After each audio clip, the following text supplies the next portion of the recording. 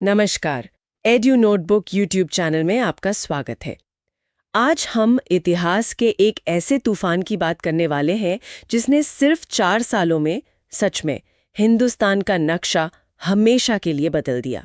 एक ऐसा मोड़ जहां से एक पूरी सल्तनत का सूरज डूब गया और एक नए साम्राज्य की सुबह हुई। और ये सब हुआ सिर्फ 4 लड़ाइयों के दम पर। बिल्कुल। और सोचिए, मध्य एशिया से आया एक राजकुमार जिसके पास ना कोई बहुत बड़ा राज्य था, ना कोई विशाल सेना, वो हिंदुस्तान में आकर दुनिया के सबसे शक्तिशाली साम्राज्यों में से एक की नींव कैसे रख देता है। यही तो सबसे बड़ा सवाल है। हमारे पास जो स्रोत हैं वो ज़हीरुद्दीन मोहम्मद बाबर की इन्हीं 4 जीतों का एक बहुत गहरा विश्लेषण करते हैं। और हमारा मकसद आज सिर्फ ये बताना नहीं है कि कौन जीता और कौन हारा। हम ये समझने की कोशिश करेंगे कि वो कौन सी रणनीतियां थीं, वो कौन से हालात थे और वो कौन सी सोच थी जिसने इन नामुमकिन सी लगने वाली जीतों को मुमकिन बना दिया। तो चलिए इस फैसिनेटिंग कहानी को परत दर परत खोलते हैं और समझते हैं कि बाबर की सफलता के पीछे का असली राज क्या था। चलिए शुरू करते हैं। ठीक है, तो कहानी शुरू होती है तैमूर और चंगेज खान के वंशज ज़हीरुद्दीन मोहम्मद बाबर से। वो मध्य एशिया में अपनी किस्मत आजमा चुका था, लेकिन उसकी नजर हमेशा से हिंदुस्तान पर थी। तो सवाल ये है कि उसे यहाँ आने का मौका कैसे और क्यों मिला। दिल्ली सल्तनत उस वक्त कोई छोटी मोटी ताकत तो थी नहीं। नहीं, बिल्कुल नहीं थी। पर यहाँ पे जो बात दिलचस्प है वो है दिल्ली की उस वक्त की हालत। देखिए, बाहर से दिल्ली सल्तनत मजबूत दिखती थी, लेकिन अंदर ही अंदर वो कह सकते हैं खोखली हो रही थी। अच्छा। हाँ, सुल्तान इब्राहिम लोदी एक तरह से तानाशाही शासक था। उसकी कठोर नीतियों की वजह से उसके अपने ही सरदारों और अमीर उससे बहुत नाराज थे।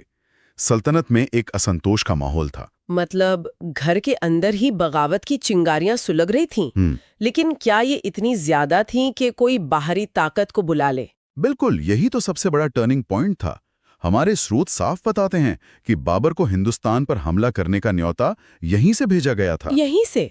मतलब हिंदुस्तान के अंदर से? हाँ, पंजाब का गवर्नर दौलत खान लोधी, जो सुल्तान से तंग आ चुका था, और खुद सुल्तान का रिश्तेदार आलम खां, इन दोनों ने मिलकर बाबर को संदेश भेजा कि वो आए और इब्राहिम लोदी को गद्दी से हटाए। अच्छा, तो ये सिर्फ एक बाहरी आक्रमण नहीं था जैसा कि हम अक्सर सोचते हैं।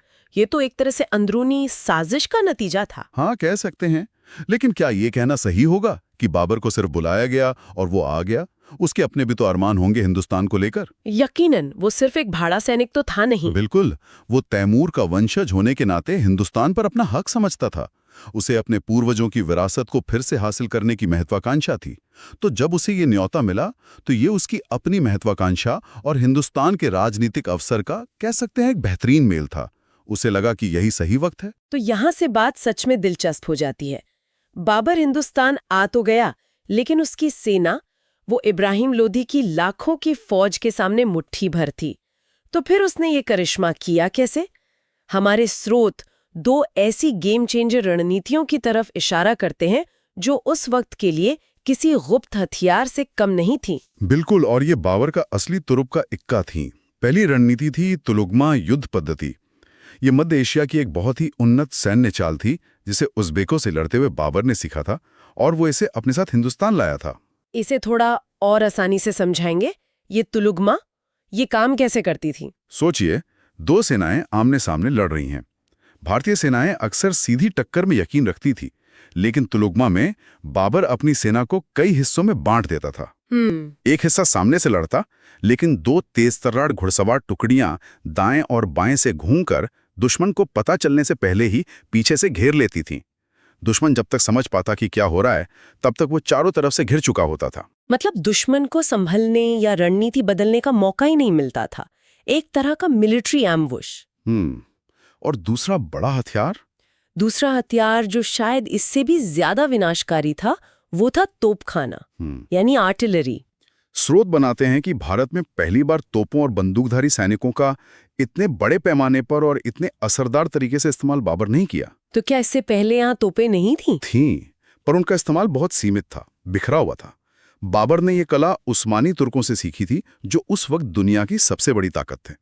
उसने तोपों को बैलगाड़ियों की कतार के पीछे छिपाकर एक मजबूत रक्षा कवच बनाया और उन गाड़ियों को चमड़े के रस्सों से आपस में बांध दिया।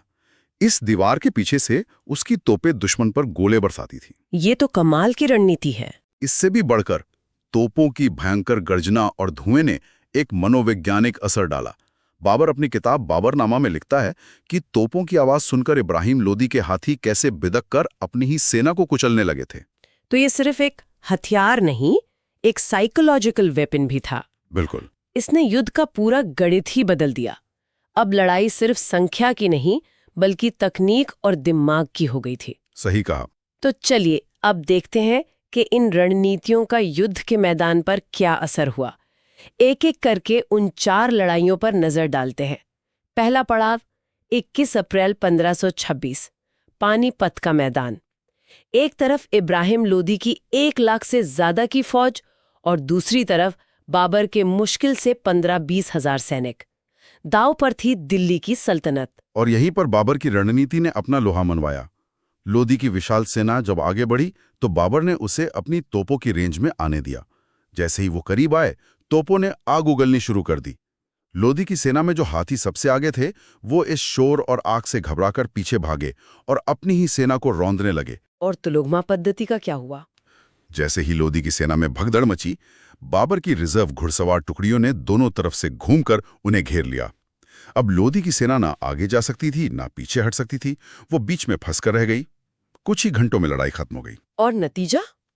इब्राहिम लोदी मारा गया और दिल्ली सल्तनत का 300 साल पुराना राज एक ही दिन में खत्म हो गया। पानीपत ने बाबर के लिए दिल्ली और आगरा के दरवाजे खोल दिए। हाँ, दिल्ली पर कब्जा हो गया और मुगल साम्राज्य की औपचारिक स्थापना हुई। लेकिन बाबर जानता था कि दिल्ली जीतना एक बात है और हिंदुस्तान पर राज करना बिल्कुल दूसरी। असली चुनौती तो अभी बाकी थी। सही कहा। और वो चुनौती 1 साल बाद ही 1527 में उसके सामने आ खड़ी हुई। इस बार मुकाबला था मेवाड़ के महान योद्धा राणा सांगा और उनके शक्तिशाली राजपूत संघ से। ये लड़ाई, खानवा की लड़ाई, उत्तर भारत पर असली नियंत्रण के लिए थी। अगर हम इसे बड़ी तस्वीर में देखें तो खानवा की लड़ाई बाबर के लिए पानीपत से भी ज्यादा जरूरी थी। राणा सांगा एक बहुत ही सम्मानित और वीर योद्धा थे। हाँ। उन्होंने सभी बड़े राजपूत राजाओं को बाबर के खिलाफ एकजुट कर लिया था। मतलब एक बहुत बड़ा गठबंधन था। हाँ, और उनका साफ मकसद था बाबर को हिंदुस्तान से बाहर खदेड़ना। तो इस बार बाबर की रणनीति क्या थी? क्या वही पुरानी तरकीब काम आई? राजपूत तो अपनी वीरता के लिए जाने जाते थे। रणनीति का मूल वही था, तोपखाना और तुलुगमा। लेकिन इस बार चुनौती बड़ी थी। हाँ। राजपूतों की वीरता की कहानियां सुनकर बाबर की अपनी सेना का मनोबल काफी गिर गया था। उसके सैनिक लड़ने से हिचकिचा रहे थे। अच्छा। तो एक लीडर के तौर पर बाबर ने इस स्थिति को कैसे संभाला? यहीं पर बाबर की नेतृत्व क्षमता का पता चलता है। वो एक शानदार मोटिवेशनल स्पीकर भी था। उसने लड़ाई से ठीक पहले अपनी सेना को इकट्ठा किया, शराब के सारे बर्तन तोड़वा दिए और जिंदगी में कभी शराब न पीने की कसम खाई। उसने इस लड़ाई को जिहाद यानी धर्म युद्ध का नाम दिया और एक बहुत ही भावुक भाषण दिया। उसने कहा कि जीत गए तो गाजी कहलाएंगे और मारे गए तो शहीद। इस भाषण ने उसकी सेना में एक नया जोश भर दिया। मतलब लड़ाई सिर्फ मैदान पर नहीं, उससे पहले दिमाग में जीती गई। बिल्कुल। खानवा के मैदान में राजपूतों ने बहुत बहादुरी से मुकाबला किया, लेकिन बाबर की तोपों और अनुशासित रणनीति के आगे उनकी एक न चली। राणा सांगा बुरी तरह घायल हुए और उनकी हार हुई। इस जीत के बाद बाबर ने गाजी की उपाधि धारण की। और इस हार ने राजपूतों की संगठित शक्ति को एक गहरा झटका दिया और उत्तर भारत में बाबर का शासन लगभग तय हो गया। हाँ, तय हो गया। तो राजपूतों की सबसे बड़ी शक्ति को तोड़ने के बाद बाबर रुका नहीं। स्रोत बताते हैं कि इसका अगला कदम इस गठबंधन की बची खुची जड़ों को काटना था, जो उसे मालवा के चंदेरी किले तक ले गया। 1528 की लड़ाई क्यों जरूरी थी? इसका मतलब सामरिक महत्व था। चंदेरी का किला मालवा और राजपूताना के बीच एक अहम रास्ते पर था। वहां राणा सांगा के एक प्रमुख सहयोगी मेदिनी राय का शासन था। बाबर किसी भी संभावित खतरे को जिंदा नहीं छोड़ना चाहता था और मालवा एक बहुत उपजाऊ इलाका था, तो उस पर नियंत्रण का मतलब था साम्राज्य के लिए एक मजबूत आर्थिक आधार। और चंदेरी के युद्ध से जुड़ी एक बहुत ही मार्मिक और भयावह घटना का जिक्र भी हमारे स्रोत में है। हाँ, जौहर की प्रथा। जब चंदेरी के राजपूत योद्धाओं को लगा कि हार निश्चित है, तो उन्होंने किले के दरवाजे खोलकर दुश्मन पर आखिरी आत्मघाती हमला करने का फैसला किया। लेकिन उससे पहले किले के अंदर हजारों राजपूत महिलाओं ने अपनी अपनी आन बान शान की रक्षा के लिए सामूहिक रूप से आग में कूदकर जान दे दी, जिसे जौहर कहते हैं। दिल दहला देने वाली बात है। ये उस युग की कठोर वास्तविकता और राजपूतों के शौर्य और बलिदान का प्रतीक है। इसके बाद बाबर ने चंदेरी पर कब्जा कर लिया और अब 1529 में आखिरी बड़ी चुनौती बची थी, अफगान सरदार। हाँ, इब्राहिम लोदी भले ही मर गया था, लेकिन अफगान सरदारों ने अभी हार नहीं मानी थी। वो बिहार और पूर्वी उत्तर प्रदेश में फिर से इकट्ठा हो रहे थे और उनका नेतृत्व कर रहा था इब्राहिम लोदी का भाई महमूद लोदी। वो दिल्ली की गद्दी वापस हासिल करना चाहते थे। तो इस आखिरी लड़ाई यानी घाघरा की लड़ाई की क्या खास बात थी? ये मध्यकालीन भारत के इतिहास की एक बहुत ही अनोखी लड़ाई थी। स्रोतों के अनुसार ये शायद पहली ऐसी बड़ी लड़ाई थी जो जमीन और पानी दोनों पर एक साथ लड़ी गई। जमीन और पानी दोनों पर? हाँ, लड़ाई घाघरा नदी के तट पर हुई। बाबर ने अपनी तोपें नदी के एक किनारे पर तैनात की, जबकि उसकी नौसेना ने नदी के बीच में अफगानों की नावों पर हमला किया। वाह, एक मध्य एशियाई योद्धा जिसका जीवन घोड़ों पर बीता हो, वो हिंदुस्तान में आकर नौसेना का इतना बेहतरीन इस्तेमाल कर रहा है। यही बाबर की सैन्य प्रतिभा थी। वो किसी भी माहौल के हिसाब से अपनी रणनीति को तुरंत बदल सकता था। तोपखाने और नौसेना के इस मिले-जुले हमले के सामने अफगान टिक नहीं पाए। उनकी निर्णायक हार हुई और इसके साथ ही हिंदुस्तान में बाबर के खिलाफ सारा संगठित प्रतिरोध खत्म हो गया। तो अब उसका साम्राज्य पूरी तरह से स्थापित और सुरक्षित हो चुका था। हाँ, बिल्कुल। तो अगर हम इसे संक्षेप में देखें, 4 साल, 4 बड़ी लड़ाइयां। 1526 में पानीपत ने दिल्ली सल्तनत को खत्म कर साम्राज्य की नींव रखी। 1527 में खानवा ने सबसे बड़ी राजपूत चुनौती को तोड़ा।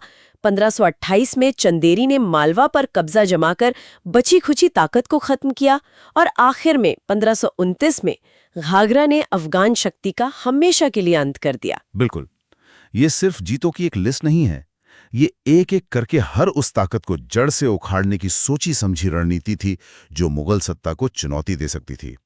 ये एक ऐसे साम्राज्य की नींव का पत्थर दर पत्थर निर्माण था जो अगले 300 सालों तक भारतीय उपमहाद्वीप की किस्मत लिखने वाला था। और सबसे हैरान करने वाली बात जो हमारे स्रोतों से निकल कर आती है, वो है समय। ये सब कुछ सिर्फ 4 साल के अंदर हुआ। 1526 में वो हिंदुस्तान आया और 1530 में उसकी मृत्यु हो गई।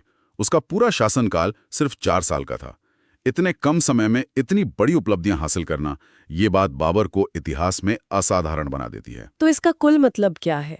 अगर हम आज की इस पूरी चर्चा का सार निकालें तो कह सकते हैं कि एक राजकुमार की महत्वाकांक्षा, हिंदुस्तान के अंदरूनी राजनीतिक हालात से मिला एक सुनहरा मौका और उस समय की सबसे उन्नत सैन्य तकनीक, इन तीनों चीजों के मेल ने सिर्फ 4 छोटे सालों में हिंदुस्तान का इतिहास फिर से लिख दिया। बिल्कुल, और ये एक बड़ा सवाल भी खड़ा करता है जिस पे सोचना चाहिए। हमारे स्रोत साफ दिखाते हैं कि बाबर की सैन्य रणनीति और उसकी तकनीक कितनी निर्णायक थी, इसमें कोई शक नहीं। लेकिन ये देखते हुए कि उसे हिंदुस्तान के ही सरदारों ने एक खंडित राजनीतिक माहौल में बुलाया था, तो ये सोचने वाली बात है कि उसकी सफलता का कितना श्रेय उसकी अपनी प्रतिभा को जाता है और कितना उसके दुश्मनों की आपसी फूट और कमजोरियों को। ये सच में एक गहरा सवाल है। शायद सफलता हमेशा इन दोनों का मिश्रण ही होती है, अपनी काबिलियत और दूसरों की गलतियां। ये एक ऐसी पहेली है जिसका कोई एक जवाब नहीं है। बिल्कुल। चलिए, आज के लिए बस इतना ही। एडुनॉटबुक यूट्यूब चैनल से जुड़ने के लिए आपका बहुत बहुत धन्यवाद। नमस्कार। धन्यवाद। नमस्कार।